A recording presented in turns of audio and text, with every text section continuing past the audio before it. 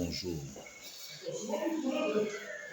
Chers frères et sœurs, bonjour, shalom à vous. Le problème qui se passe dans notre pays actuellement avec nos frères, c'est un problème délicat. Et c'est un problème qui ne nécessite pas qu'on soit violent. Parce que, vous savez, quand la libération d'un pays est là, tous les pays voisins qui étaient là pour siéger ce pays tremblent.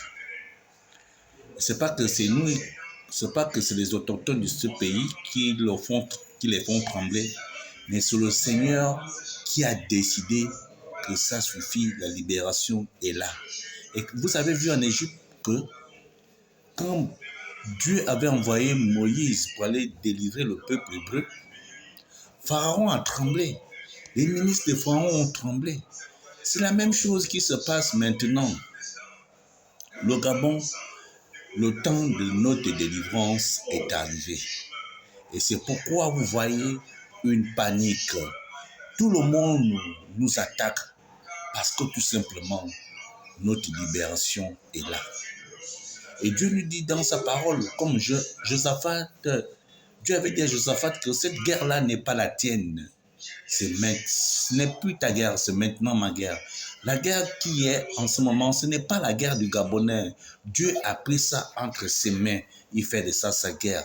Et il dit que en toute chose, nous serons vainqueurs. Donc, rassurons-nous que cette bataille-là, nous sommes déjà vainqueurs. Parce qu'il nous dit dans sa parole que, la Bible nous dit qu'ils vous combattront, mais ils vous feront la guerre, mais ils ne vont pas ils ne pourront pas vous tuer. Ils vous combattront, mais ils ne pourront point vous tuer. Voilà.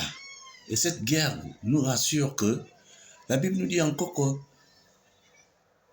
toute arbre que Dieu n'a pas planté dans ce Gabon-là, Dieu commence à retirer les arbres qu'il n'a pas plantés dans ce Gabon.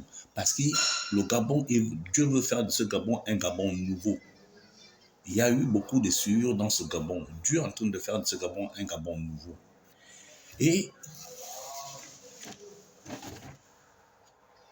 je veux vous rassurer